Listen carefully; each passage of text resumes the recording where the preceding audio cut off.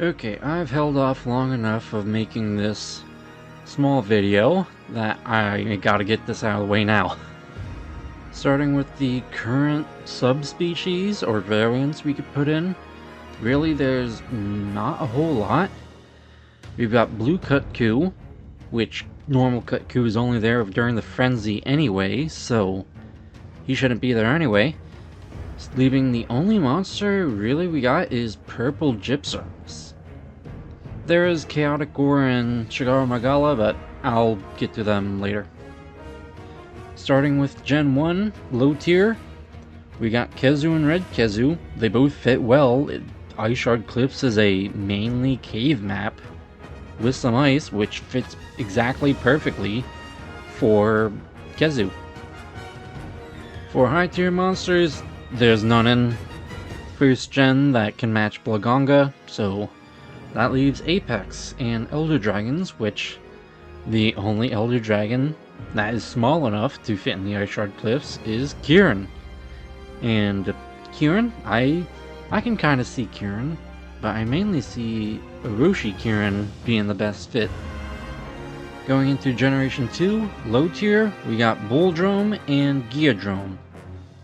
And honestly, I see both of them being nothing more than just food for the higher tier monsters, and that's it. So they're both a no for me.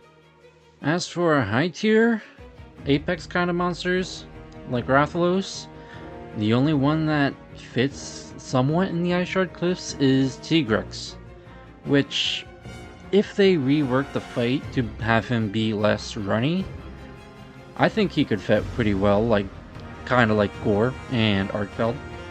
As for the Apex Elder tier, there's Ukenlos, 0% chance, he's way too big, so yeah, no. Which leaves Kushala Daora, which Kushala would kind of be a yes. They would have to limit it to the outdoor areas, as the caves wouldn't really help him fly too much. And then obviously Rajang. He's small enough to basically wander everywhere here, so he's fine. Getting into third generation, we got Great Baggy, which I mainly see like Bulldrome and Geodrome.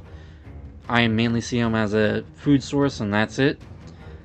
The other low tier would be Lagombi, which I would say there's not enough snow for him to slide around, so also a no. High tier, starting off with Barioth. Barioth is too big and moves around a lot to really fit into the caves for me, so sadly Barioth is a no for me. But the other Tundra Apex, Giganox, I find fits perfectly in with the Iceshard Cliffs, and we haven't seen him since 3rd generation, so he is perfect for me. A bit of a stretch, and mainly taking it from the Monster Hunter Stories games, Zenogre. I think Zenogre would work pretty well in the Iceshard Cliffs, being that it's not a complete tundra, but still has snow where he would kind of fit in. Kind of fit in with the, I believe, Horizon Zero Dawn quests in World.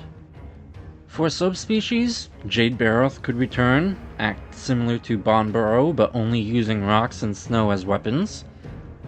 And a bit of a stretch for me, but Glacial Agnactor, we could have him fight anywhere except for the bridges in the middle of the map, and that could be somewhat similar to how Jindahad sticks on the sides. Gen 3 Apex tier, well, there is none. Devil Joe would be too big. Getting into Generation 4, I don't really see any low tier that would fit in well. As for high tier, Zamtrios could be an option, but there's no water, so he's out. Gammoth is far too big for the area, so she's out as well. And that leaves really the only high tier monster I can see from Gen 4 would be Tidal Najarala. Like Zamtrios, he's away from water, but his fight is kind of mainly about ricocheting water instead of actually being in the water. For the Elder Apex tier, obviously Shigaru Magala and Chaotic Gore Magala. I'm hoping it gets its own storyline that is actually worth it, unlike what we got in Base Wilds, with basically nothing beyond fighting Gore Magala. Finally, a bit of a stretch, but similar to Kushala Daora, we could have Valstrax fly around the more open areas of the locale. Getting into Monster Hunter World, and by Monster Hunter World I mean Iceborne, Bonbro and Beatotus. Bonbro's too big, Beatotus doesn't have deep snow to swim around in, so they're both out. Viper Tobi Kadachi, there's not really any thermal vents or areas nearby for it to live, so Viper's also out. For the high tier, we got two pretty obvious monsters sitting just nearby in the next locale, Fulgur Anjanath and Ebony Odogaron. Have them be the normal ones, or perhaps have Guardians leave Barbaria into the Iceshard Cliffs. I'm stretching it a little bit for Legiana. There's only winds really during the inclemency, but I wouldn't mind seeing Legiana only appear during the inclemency. And our only Apex tier monster I could see going in from Iceborne is obviously Velkhana. Velkhana's the only Apex tier monster, other than possibly Frostfang, but like I said with Barioth, too big. Going into Rise and Sunbreak, we got Azuchi, which, same as Bull Drone Baggy, basically food.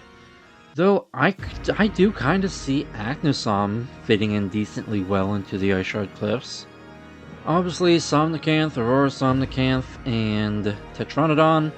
There's no water nearby. It's like a mile up off of the oil well basin. So yeah, all of them out.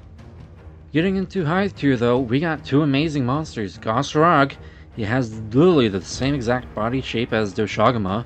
Really just give him a different face, give him different arms and legs, and you're good. Then Lunagron, he's small enough to run around all the low areas in the Iceshard Cliffs, so yeah, I don't mind Lunagron coming in at all. And finally, finishing up in the Apex tier, they would be a bit big, but Magnamalo and Scorned could appear. I do look forward to seeing a kind of less actiony, flippy kind of style of fight against them. And then finally, Primordial Malzeno. He is probably my favorite addition to Sunbreak, and if they would want to add normal Malzeno, then they could possibly do a mini story like they did with the Frenzy to have him part of the game with the Quariel. And that is my wish list for the Iceshard Cliffs. Definitely need more high-end Apex tier monsters because it is bare bones at the moment with Blagonga, Argvild, and Gormagala. And anyone who's wondering about the Wyveria tier list, it's literally any monster in existence. Until they describe why Ebony and Fulgur are there without any other monsters of the same species, it could literally be any monster in the entire series that could appear in Wyveria.